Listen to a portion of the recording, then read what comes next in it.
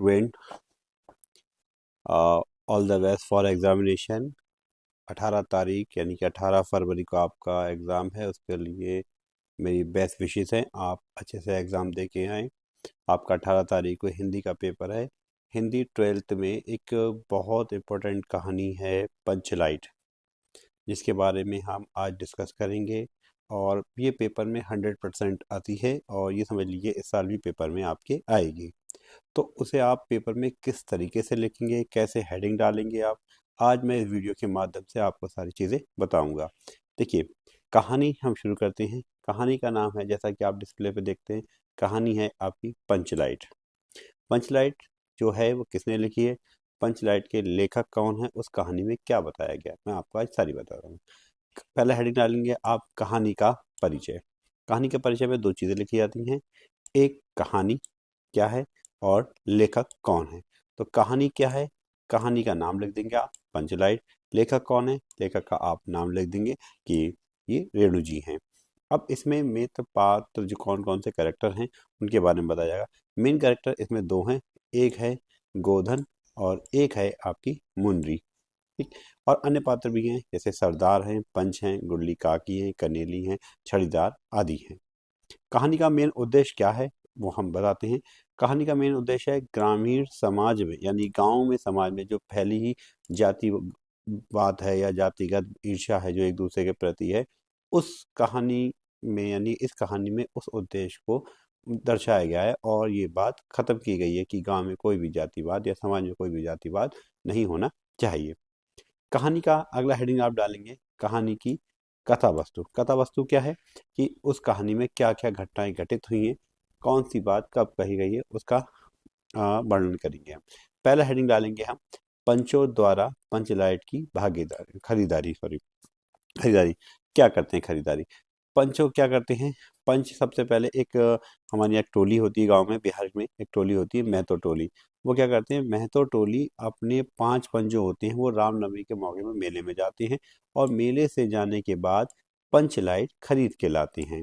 जब वो पंचलाइट खरीद के लाते हैं, लेकिन उन्हें पंचलाइट जलाना नहीं आता है। जब पंचलाइट जलाना नहीं होता है तो उसके लिए भी हम एक हेडिंग बनाएंगे नया, पंचलाइट जलाने की समस्या। इसमें क्या होता है, पंचलाइट सरदार और जितने भी पंच थे उन्हें पंचलाइट जलाना तो नहीं आती थी, उन्होंने पंचलाइट खरीद ली।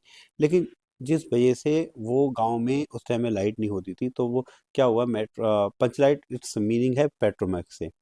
वो पंचलाइट जलाना चाहते हैं लेकिन उन्हें आती नहीं है, तो वो सारे लोग उनके गांव वाले उदास हो जाते हैं। इसको देख के एक दूसरी टोली होती है, जो दूसरी टोली का नाम होता है इसमें राजपूत।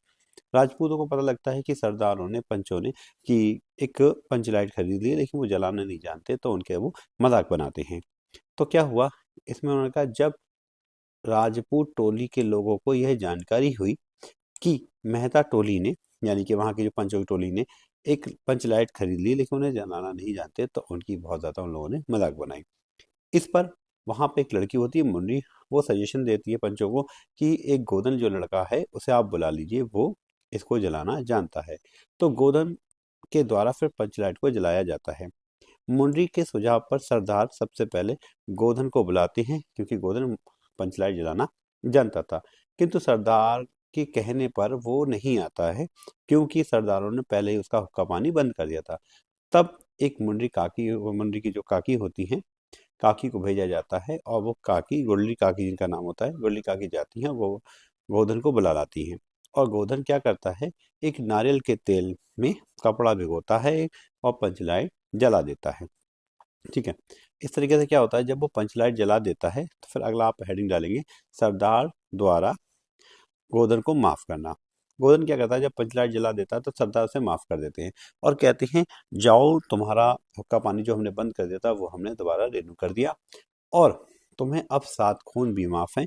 और साथ ही साथ कहते हैं, तुम्हें 7 खून माफ है, और जाओ अब गाओ सलीमा का गाना। यहीं पर ये कहानी समाप्त हो जाती है, और सारे लोग उत्सव से अपना जो समारोह चल रहा होता है वो समारोह मनाते हैं, और जो त्योहार चल रहा होता है। अब ये कहता है कि कहानी यहाँ खत्म नहीं कर सकते हम पेपर में, हमें उसका शिक्षा देनी पड़ेगी कि इस कहानी में क्या शिक्षा दी गई है। तो इस कहानी में क्या शिक्षा दी गई है आप डिस्प्ले में देख सकते हैं। कैसे पंचलाइट कहानी से हमें ये शिक्षा मिलती है कि समाज में पहले जातिगत भेदभाव, ईर्ष्या, इन चीज जैसी चीज़ों की यानी कि इन जैसे अशिक्षित बातों को समाज से दूर करना चाहिए और समाज में हमेशा मोहब्बत प्यार से रहना चाहिए। ये कहानी एक संदेश देती है। अगला हेडिंग, लास्ट हेडिंग आप ज़रूर डालना संदेश का। संदेश डालेंगे तो टीचर आपका जो कॉपी चेक कर रहा होगा उस पर बहुत अच्छा इफेक्ट पड़ेगा, वो अच्छे नंबर देगा। क्या? सभी के हित में ही हमारा हित है, ये हमारा समाज कहता है।